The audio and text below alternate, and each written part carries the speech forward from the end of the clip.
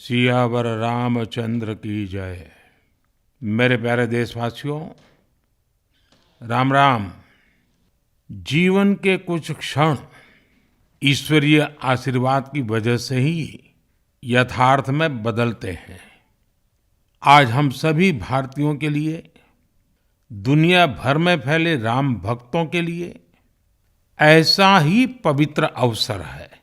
हर तरफ प्रभु श्री राम की भक्ति का अद्भुत वातावरण, चारों दिशाओं में राम नाम की धुन, राम भजनों की अद्भुत सौंदर्य माधुरी।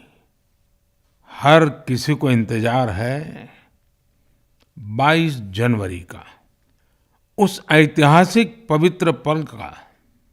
और अब अयोध्या में रामलला की प्राण प्रतिष्ठा में केवल 11 दिन ही बचे हैं। मेरा सौभाग्य है कि मुझे भी इस पुण्य अवसर का साक्षी बनने का अवसर मिल रहा है। ये मेरे लिए कल्पनातीत अनुभूतियों का समय है। मैं भावुक हूँ, भाव विह्वल हूँ। मैं पहली बार जीवन में इस तरह के मनोभाव से गुजर रहा हूँ। मैं एक अलग ही भाव भक्ति की अनुभूति कर रहा हूँ। मेरे अंतर मन की ये भाव यात्रा मेरे लिए अभिव्यक्ति का नहीं, अनुभूति का अवसर है। चाहते हुए भी मैं इसकी गहनता, व्यापकता और तीव्रता को शब्दों में बांध नहीं पा रहा हूं। आप भी भली भांति मेरी स्थिति समझ सकते हैं। जिस स्वप्न को अनेकों पीढ़ियों ने वर्षों तक एक संकल्प की तरह अपने हृदय में जिया, मुझे उसकी सिद्धि के समय उपस्थित होने का सौभाग्य मिला है। प्रभु ने मुझे सभी भारतवासियों का प्रतिनिधित्व करने का निमित्त बनाया है। निमित्त मात्रम भव सव्यसाचिन। ये एक बहुत बड़ी जिम्मेदारी है। जैसा हमारे शास्त्रों में भी कहा गया है, हमें ईश्वर के यज्ञ के लिए, आराधना के लिए स्वयं में भी दैवीय चेतना जागृत करनी होती है। इसके लिए शास्त्रों में व्रत और कठोर नियम बताए गए हैं, जिन्हें प्राण प्रतिष्ठा से पहले पालन करना होता है। इसलिए आध्यात्मिक यात्रा की कुछ तपस्वी आत्माओं और महापुरुषों से मुझे जो मार्गदर्शन मिला, उन्होंने जो यम नियम सुझाए हैं, उसके अनुसार मैं आज से 11 दिन का विशेष अनुष्ठान आरंभ कर रहा हूँ। इस पवित्र अवसर पर मैं परमात्मा के श्री चरणों में प्रार्थना करता हूँ, ऋषियों, मुनियों, तपस्वियों का पुण्य स्मरण करता हूँ और जनता जनार्दन, जो ईश्वर का रूप है, उनसे प्रार्थना करता हूँ कि आप मुझे आशीर्वाद दें, ताकि मन से, वचन से, कर्म से मेरी तरफ से कोई कमी ना रहे। साथियों, मेरा ये सौभाग्य है कि 11 दिन के अपने अनुष्ठान का आरंभ मैं नासिक धाम पंचवटी से कर रहा हूँ। पंचवटी वो पावन धरा है जहाँ प्रभु श्री राम ने काफी समय बिताया था।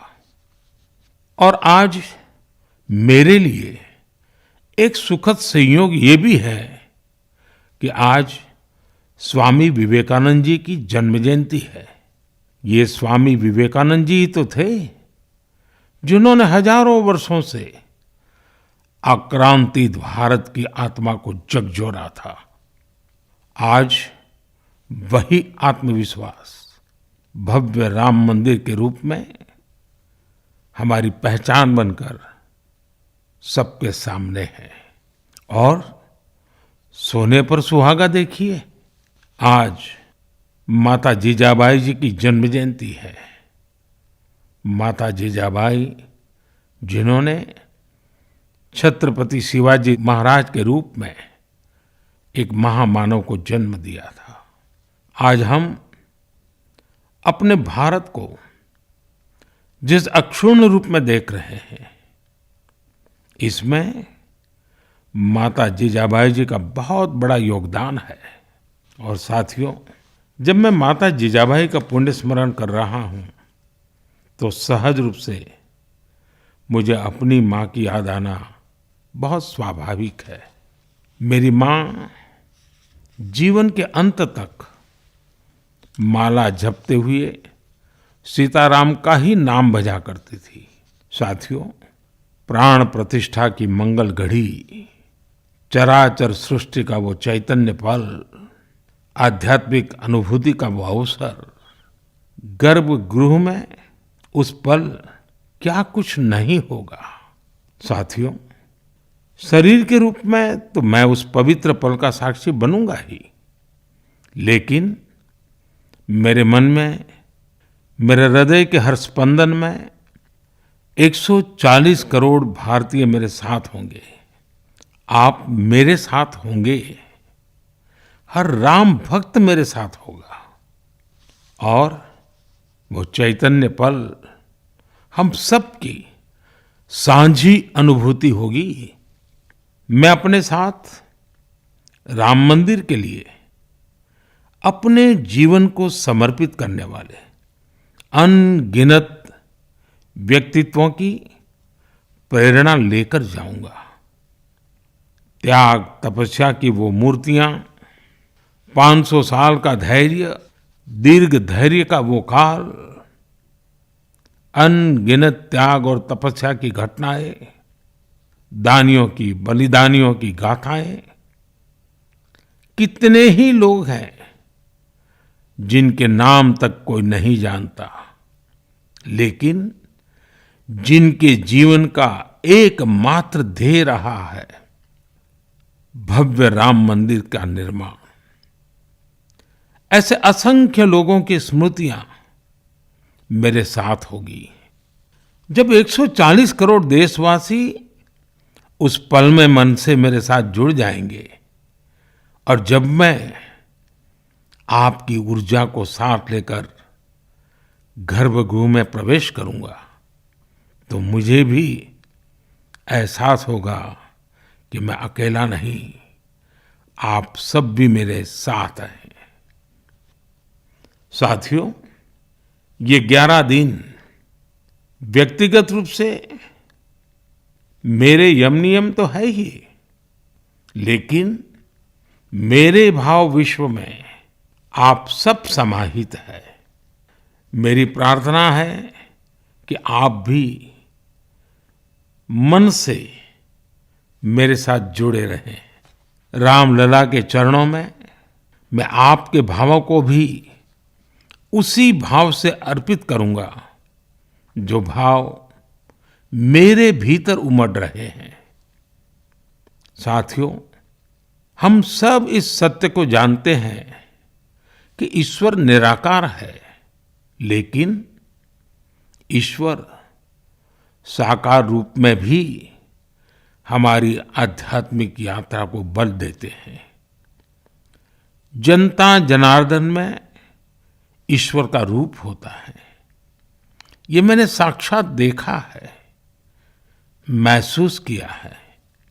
लेकिन जब ईश्वर रूपी वही जनता शब्दों में अपनी भावनाएं प्रकट करती है, आशीर्वाद देती है, तो मुझ में भी नई ऊर्जा का संचार होता है। आज मुझे आपके आशीर्वाद की आवश्यकता है, इसलिए मेरी प्रार्थना है कि शब्दों में, लिखित में अपनी भावनाएं जरूर प्रकट करें मुझे आशीर्वाद जरूर दें। आपके आशीर्वाद का एक एक शब्द मेरे लिए शब्द नहीं, मंत्र है। मंत्र की शक्ति के तौर पर वो अवश्य काम करेगा। आप अपने शब्दों को, अपने भावों को नमो ऐप के माध्यम से सीधे मुझ तक पहुंचा सकते हैं। आइए हम सब प्रभु श्री राम की भक्ति में डूब जाएं। इसी भाव के साथ आप सभी राम भक्तों को कोटि कोटि नमन। जय सिया राम, जय सिया राम, जय सिया राम।